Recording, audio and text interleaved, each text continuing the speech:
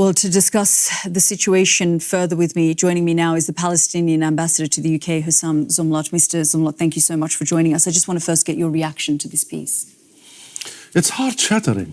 And the 19,000 orphans we have now in Gaza, and the sheer trauma of every child in Gaza, every child in Palestine, is really something we have to deal with very soon.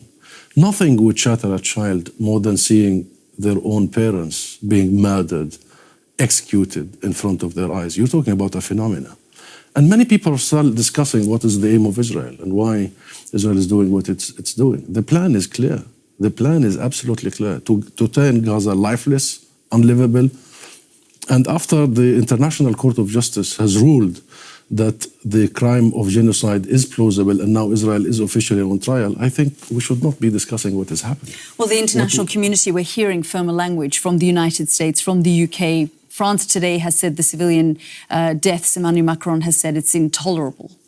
Well, words are not enough. And I think we are worried about the international community. We are really worried about the world. Because Gaza is passing through the worst of times. But I am not sure what will happen next to the rest of us, all of us. Because the normalization of the mass murder of children, the normalization of the mass destruction of houses, 70% of the Gaza housing stock are gone, the normalization of the sheer destruction of an entire community is going to haunt all of us. And the international community is just condemning, concerned. These responsible actors should act rather than declare sympathies. Well, Mr. Zomlot, behind the scenes, we have seen negotiations take place. The United States, Qatar, Egypt's involved. We're also seeing they're talking to the Israelis. They're all dealing with Hamas. What of the PA? What are your side doing? We're doing everything we can to stop this carnage. We want an immediate permanent ceasefire. We went to the Security Council first because it's there. It's that order that was established. Security Council is there to prevent wars, to start with. It failed because of the US veto. And then we continued with all our international partners to make sure that A, we stop the carnage, B, we provide the humanitarian aid and the reconstruction, and you know Israel is blocking all that. And C, we want to see accountability, the International Court of Justice, because we have to bring justice to these people. And we have to create deterrence so this is never, ever going to happen again to our children. This should never happen to anyone, including the Palestinian people. And we wanted to see international sanctions so Israel starts listening, because words are not enough. We haven't seen any of this. The international community is sitting on its hands, literally, as genocide is being committed, as the international order and the rules we created together after the Second World War are being demolished. And I think the consequences will affect every single human being on earth. Mr. Zomlot, will you also urge Hamas to release the hostages, to put an end to this war from their side as well? I would urge Israel's supporters like the US to pressure Israel to accept the deal by Qatar and by Egypt and by the US, actually, for a hostage exchange. But what about Hamas's responsibility? Remember, Israel is a state that harbors terrorism, incling arresting people without trial charge. Mr. Zomlot, I'm just going to push you. I'm going to push you though on Hamas. What's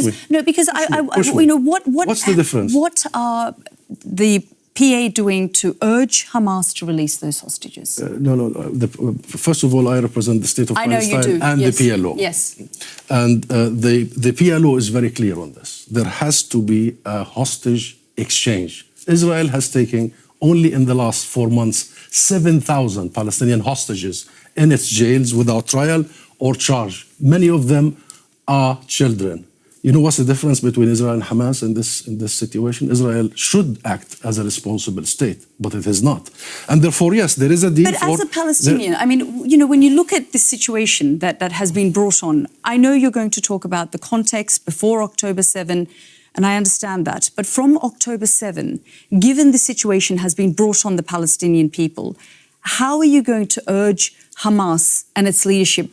There is criticism of Hamas. We saw images of Yahya Sinwar in tunnels. We see Hamas leaders in Qatar, you know, and the Palestinian people are suffering. Hamas is not part of the political system, of the Palestinian political system.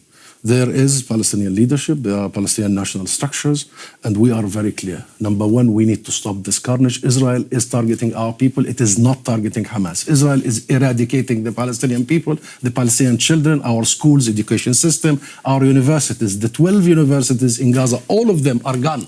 Well, Israel is targeting our health sector, so it is targeting our people. Hostages could be exchanged tomorrow. Israel is blocking that because Netanyahu is not interested in stopping this war. But we, the Palestinian Liberation Organization, are focusing on the L in our name. That is liberation. We need to go back to the root cause of all this. Otherwise, this is a vicious circle. We are waiting for the next tragedy. So we shouldn't just... We keep hearing about revitalizing, the two-state solution, looking at revitalizing the Palestinian leadership. But the truth also is the Palestinian people have lost faith in their leadership. Well, that's up for the Palestinian people, and they have all the legitimacy, and they must choose their leadership and elect their leadership. But this is none of the business of the US or the international community. The business of the international community is to uphold international rules and law and to stop the carnage, and they are complicit. They're not doing so.